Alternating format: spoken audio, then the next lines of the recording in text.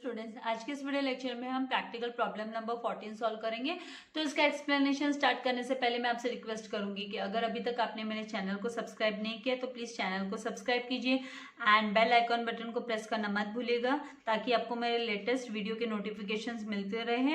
And channel link अपने friends के साथ जरूर से शेयर कीजिएगा। So let's begin with the question number 14. Journalise the following transactions in the books of सुधा।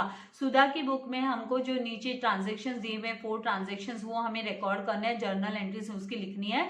तो यहाँ पे सबसे पहला जो ट्रांजेक्शन है वो है एंडोर्स्ड सोनालीस एक्सेप्टेंस। सोनाली का एक्सेप्टेंस है वो एंडोर्स किया है 2 months फॉर 6,000, 6,000 का उर्मिला के फेवर में, इन फेवर ऑफ उर्मिला के फेवर में एंडोर्स कर दिया।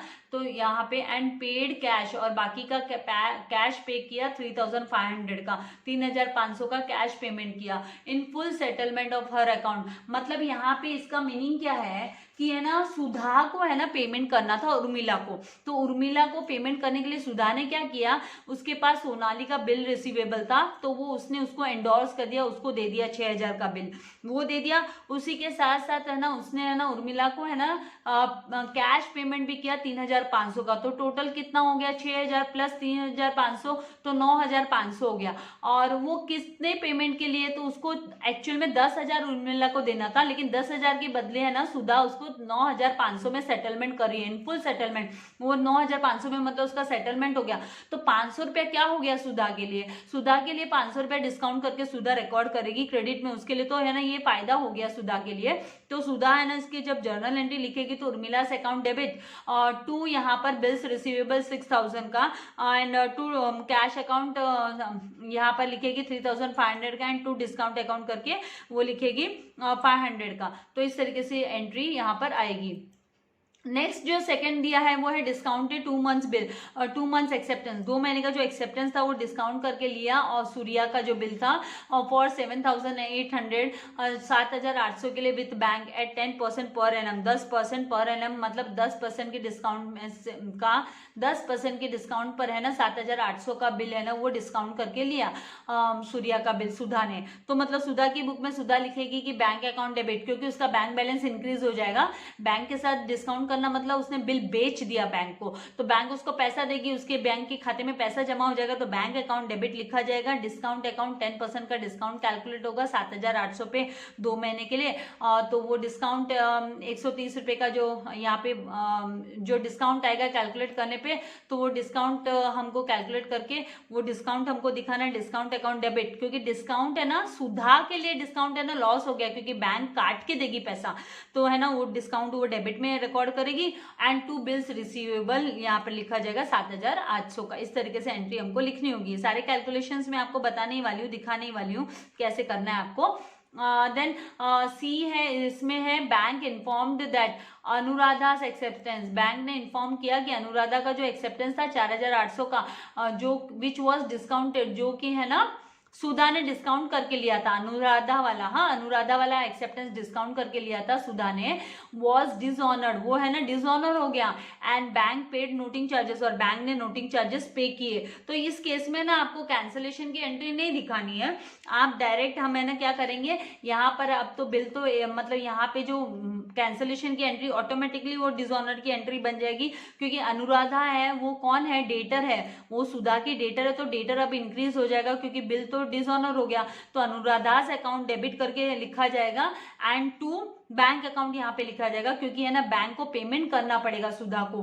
सुधा ने वो बिल डिस्काउंट करके लिया था पहले, तो बैंक को तब सुधा को पेमेंट करना पड़ेगा। तो सुधा टोटल कितना पेमेंट करेगी बैंक को, तो 4,800 प्लस ये 125 रुपया भी बैंक ने ही है ना पेमेंट दिया था नोटिंग चार्जेस का।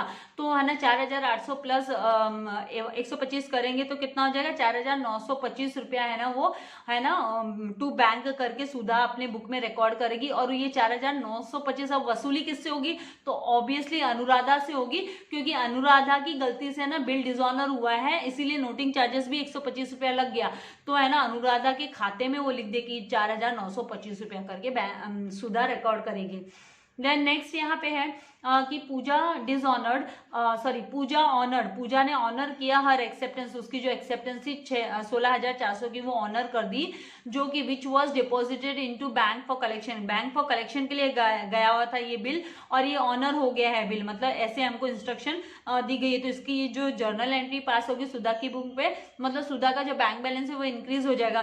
तो bank account debit to bill send for collection, bill send for collection account separately बनाना पड़ता है, पर्सनल अकाउंट होता है ये, तो ये ऑटोमेटिकली एडजस्ट हो जाएगा। तो 16,400 है ना उसकी सुधा के खाते में आ जाएगा, इसलिए bank account debit to bill send for collection account करके एंट्री हमको रिकॉर्ड करनी होगी।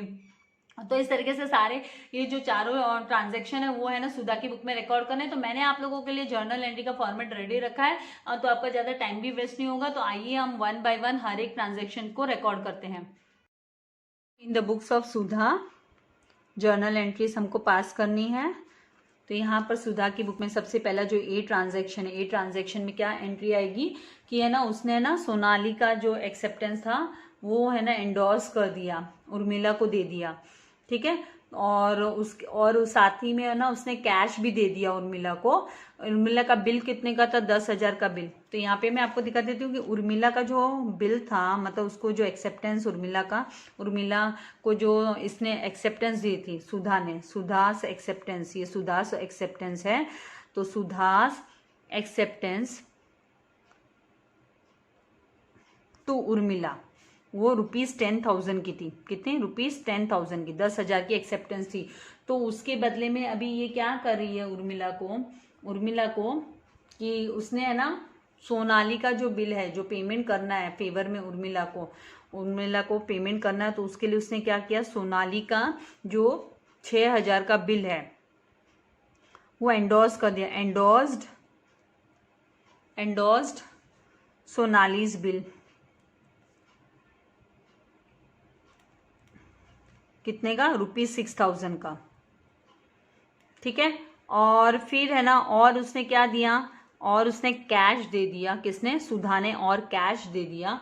तो कैश कितने का दिया सुधा, मतलब यहाँ पर उर्मिला को कैश कितने का दिया? उर्मिला इसकी क्रेडिटर है, तो इसको कैश कितने का दिया? तो कैश 3,500 का कैश पेमेंट कर दिया, 3,500 का कैश पेमेंट कर दिया। तो ₹3,500 का कैश पे कर दिया, कैश पेड ₹3,500। अब बिल तो 10,000 का ना, बिल तो 10,000 का, 6,000 प्लस 3,500 तो 9,500 होता है। तो ये बचा हुआ 500 का जो डिफरेंस आ रहा है, ये 500 का डिफरेंस है, ये क्या है? तो ये डिस्काउंट है। ये क्या है? ये डिस्काउंट है। ये डिस्काउंट किसको रिसीव हुआ? तो ये सुधा को रिसीव हो रहा है, क्योंकि सुधा अपनी बुक में लिख रही है भाई डिस्काउंट है करके, 500 रुपये का डिस्काउंट हो रहा है, क्योंकि फुल सेटलमेंट कर रही है ये, full settlement of her account. तो यहाँ पे सुधा को है ना उर्मिला को 10,000 देना था, एक्सेप्टेंस टू पे उर्मिला को पे करना है 10,000। तो 10,000 में से उसने 6,000 का तो बिल एंडोर्स कर दिया, सोनाली का bills receivable, BR bills receivable दे दिया, मतलब ठीक है। 6,000 का तो बिल्स रिसीवेबल दे देती है, और 3,500 कैश, और 500 है ना फुल सेटलमेंट का है ना, तो वो क्या हो रहा है, एक तरीके से वो डिस्काउंट रिसीव हो रहा है। तो यहाँ पर ए ट्रांजैक्शन है वो हम लिखेंगे यहाँ पर कि यहाँ पर आएगा उर्मिला क्रेडिटर है उसकी, उर्मिलास अकाउंट। ये मैं यहाँ पे आपको क्रेडिटर लिख देती हूँ। तो ये क्रेडिटर जब डिक्रीज होता है तो उसे डेबिट में लिखा जाता है। क्रेडिटर जब डिक्रीज होता है तो क्रेडिटर, उसकी लायबिलिटी कम हो रही है ना, तो डेबिट में लिखा जाता है। तो कितने का बिल? तो 10,000 का क्रेडिट, मतलब बिल मतलब क्रेडिटर, 10,000 का क्रेडिटर डिक्रीज हो रहा है। टू कैसे? तो कैश अकाउंट, यहाँ पे कैश पेमेंट कर रही है 3,500 का सुधा, टू सुधा को डिस्काउंट रिसीव हो रहा है, टू डिस्काउंट अकाउंट लिख लेंगे 500 रुपये का discount, and to bills receivable, ये बिल है ना एंडोर्स कर रही है, बिल्स रिसीवेबल अकाउंट, क्योंकि इसके हाथ से, सुधा के हाथ से है ना जो बिल है वो जा रहा है।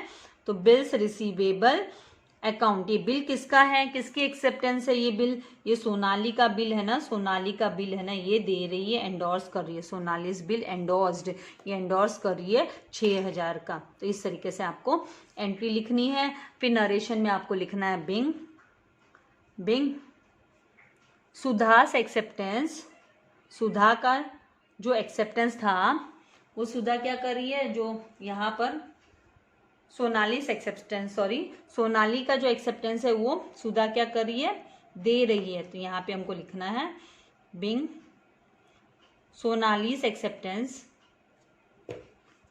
Being Sonali's acceptance endorsed in favor of Urmila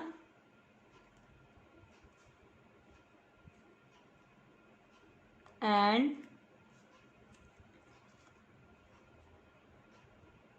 cash paid to clear her debts. Sudha अपना डेप्स क्लियर करने के लिए, अपनी लायबिलिटी क्लियर करने के लिए सोनाली का एक्सेप्टेंस दे रही है 6,000 का, कैश दे रही है 3,500 और 500 रुपये ऑटोमेटिकली डिस्काउंट उसको रिसीव हो गया। अभी नेक्स्ट जो ट्रांजैक्शन है बी वाला, उसमें क्या बोला है कि डिस्काउंटेड 2 महीने का बिल है ना, वो डिस्काउंट करके लिया। सूर्या का जो एक्सेप्टेंस है वो डिस्काउंट करके लिया। तो यहाँ पे डिस्काउंट का कैलकुलेशन मैं आपको दिखा देती हूँ। ये चाहिए तो इसकी आप स्क्रीनशॉट ले सकते हैं, ठीक है, इसके स्क्रीनशॉट ले लीजिए। देन यहाँ पर बी डिस्काउंटेड बिल डिस्काउंट, तो discount account discount is equals to, हमको डिस्काउंट कैलकुलेट करना है, वो आएगा आपका amount of bill multiply by unexpired period multiply bye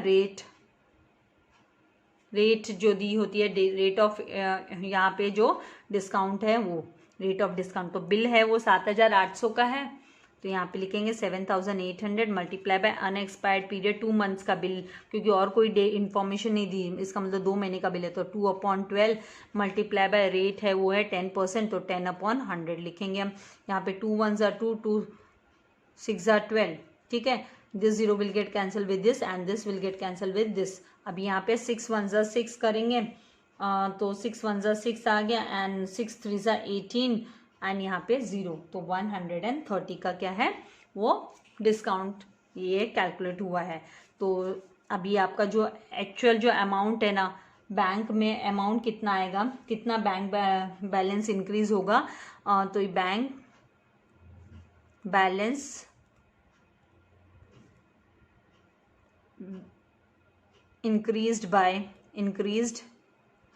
कितना इंक्रीज होगा इसका बैंक बैलेंस, इसके खाते में कितना आएगा, तो 7,800 में से -130 तो बैंक डिस्काउंट काट लेगी, तो टोटल कितना बैंक देगी, तो 0 एंड यहाँ पर आ जाएगा 7 एंड फिर 6 एंड 7, तो 7,670 रुपीज़ आ जाएगा।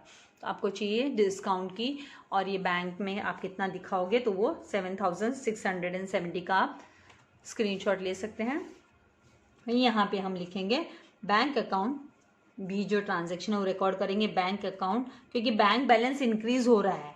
बैंक बैलेंस इंक्रीज होना मतलब एसेट इंक्रीज होना, एसेट इंक्रीज होते तो डेबिट में लिखते हैं, तो यहाँ पर हम लिखेंगे 7670 और फिर यहाँ पे आएगा डिस्काउंट अकाउंट। तो ये तो डिस्काउंट मतलब ये अमाउंट, तो ये डिस्काउंट क्या है, यहाँ पे लॉस है इसके लिए, तो जब लॉस है इंक्रीज हो रहा है यहाँ पे, तो यहाँ पे डेबिट होगा 130 रुपीज़। ये अलाउड है टू यहाँ पर बिल्स रिसीवेबल, क्योंकि बिल हाथ से जा रहा है, सुधा के हाथ से बिल जा रहा है, तो बिल्स रिसीवेबल अकाउंट क्रेडिट, तो 7,800 का बिल। नरेशन में क्या होगा, being discounted, being Surya's bill, जो सूर्या का बिल था, Surya's bill discounted with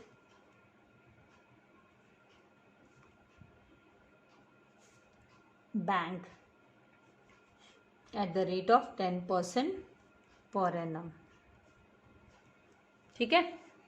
next जो सी ट्रांजैक्शन है उसमें क्या बोला कि बैंक ने इन्फॉर्म किया अनुराधा का जो एक्सेप्टेंस था, जो डिस्काउंट करके लिया था, वो डिसऑनर हो गया, तो उस केस में मतलब हमारा जो अनुराधा है वो डेटर है ना वो इंक्रीज हो जाएगा। अनुराधा सुधा के मतलब सुधा के बुक में अनुराधा कौन है, अनुराधा डेटर है, तो अनुराधास अकाउंट, क्योंकि उसका डेटर, क्योंकि अनुराधा के खाते में ये रिकॉर्ड कर देगी भाई, क्योंकि पैसा तो रिसीव हुआ नहीं, तो ये डेटर है और डेटर इंक्रीज हो रहा है तो उसे डेबिट किया जाता है, इंक्रीज हो रहा है, तो यहाँ पे डेबिट लिखा जाएगा। और 2 यहाँ पर है ना बैंक अकाउंट लिखना पड़ेगा, क्योंकि है ना बिल तो पहले ही जा चुका था और वो तो डिसऑनर हो गया, डिसऑनर की एंट्री हमको नहीं दिखानी है, हमको है ना अनुराधास अकाउंट डेबिट, क्योंकि ये डिस्काउंटेड बिल था, टू बैंक अकाउंट। अब बैंक बैलेंस हमारा डिक्रीज होने वाला है, बैंक को हमको पैसा देना है, बैंक को पैसा देना है, तो हमारा बैलेंस है वो क्या हो रहा है, डिक्रीज हो रहा है, बैंक बैलेंस डिक्रीज हो रहा है। तो जब हमारा एसेट डिक्रीज होता है तो हमको क्रेडिट करना होता है, तो यहाँ पर टोटल कितना अमाउंट जाएगा, तो टोटल अमाउंट है वो पेमेंट करना होगा वो 4,925 का, क्योंकि इसमें ना नोटिंग चार्जेस भी जा रहा है, तो 4,925 है ना अनुराधा के खाते में लिख दिया जाएगा, 4,925 अनुराधा के खाते में लिख दिया जाएगा। तो यहाँ पे नरेशन में लिखा जाएगा बिंग डिस्काउंटेड बिल डिसऑनर्ड। आपको अभी यहाँ पे डिसऑनर्ड की एंट्री नहीं दिखानी है, डिस्काउंटेड बिल डिसऑनर, हमको खाली उसने इन्फॉर्म किया कि भाई डिसऑनर हो गया है, और ये बिल तो पहले से ही चला गया था ना बैंक के पास, तो इसको यहाँ पे डिसऑनर नहीं दिखाना है, ये ऑटोमेटिकली कैंसिल जैसा ही हो गया ना, बिल कैंसिल ही हो गया, मतलब उसको सेपरेटली बिल्स रिसीवेबल वर्ड करके नहीं आएगा, क्योंकि ये कैंसिलेशन की यही एंट्री होती है। आपको चाहिए तो मैं इसकी एंट्री आपको दिखा देती हूँ कि देखो पहले तो है ना बैंक को भेजा गया है, मैं सी का इसका दिखा देती हूँ कि कैंसिलेशन की एंट्री इसकी कैसे बनी होगी। तो देखो कैंसिलेशन की इसकी एंट्री में ये जो बिल था, अनुराधा का बिल था, वो है ना ऑलरेडी बैंक को है ना एंडोर्स कर दिया था, बैंक को डिस्काउंट करके ले लिया था, तो bank account debit to bills receivable, BR लिख लेती हूँ, बिल्स रिसीवेबल एंट्री गई थी, ठीक है। फिर उसके बाद में ये क्या हो रहा है, सबसे पहले इसकी बुक में क्या रिकॉर्ड हुआ रहेगा, सुधा की बुक में, कि उसको है ना अनुराधा ने बिल दिया था, तो है ना इसके पास bills receivable BR account debit to, यहाँ पर इसने सुधा करके रिकॉर्ड किया है, राइट, सुधा करके अनुराधा करके, सॉरी सुधा ने रिकॉर्ड किया है, अनुराधा करके रिकॉर्ड किया है। पहली एंट्री ये थी, दूसरी इसने बैंक के साथ डिस्काउंट करके लिया था, अनुराधा से अकाउंट, ठीक है। तो ये जो अमाउंट था तब 4,800 का अमाउंट था, 4,800 का अमाउंट था, ठीक है। अब ये पहली एंट्री थी, ये सेकंड एंट्री थी, बैंक को से डिस्काउंट करके लिया। अब जब है ना ये कैंसिलेशन की एंट्री बनती है तो ये BR कैंसिल हो जाता है, अब बचता क्या है, अनुराधा का नाम और बैंक, तो आपको इसको रिवर्स करना है एंट्री को, तो अनुराधा को हम कर देते हैं debit, Anuradha's account to bank account को कर देते हैं क्रेडिट, बैंक अकाउंट को कर देते क्रेडिट, और इसके अंदर है ना 125 रुपया जो नोटिंग चार्जेस का है वो भी ऐड हो जाता है, तो 4925 की एंट्री इस तरीके से तैयार होती है, ठीक है। तो आपको ये जो कैंसिलेशन की एंट्री वो एक तरीके से डिसऑनर पे ही कैंसिलेशन की एंट्री हम डाल रहे हैं, तो बिंग डिस्काउंटेड बिल डिसऑनर्ड हो गया, तो ये कैंसिल ही हो गया, डिसऑनर की एंट्री है एक तरीके से, बहुत सारे पार्ट्स नहीं दिखाने यहाँ पे, ऑटोमेटिकली डिसऑनर की एंट्री दिखा दी, एंड नोटिंग चार्जेस किसने पे किए, तो टेम्पररी बैंक ने पे किए, तो बैंक को हमको है ना अमाउंट देना है, तो paid by bank.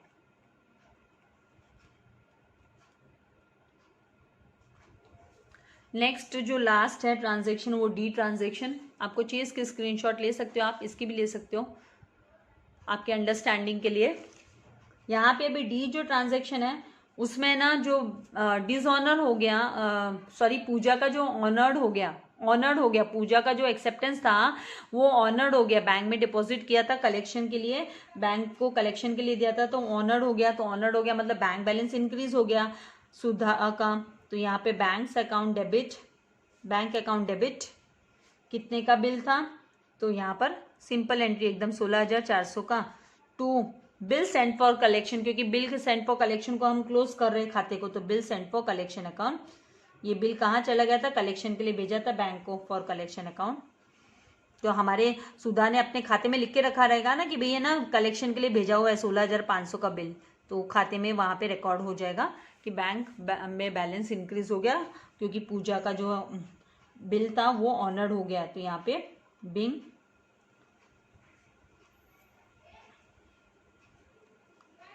amount of Pooja's acceptance collected by bank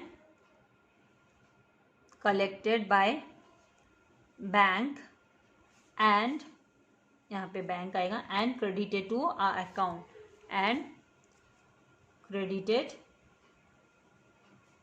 to our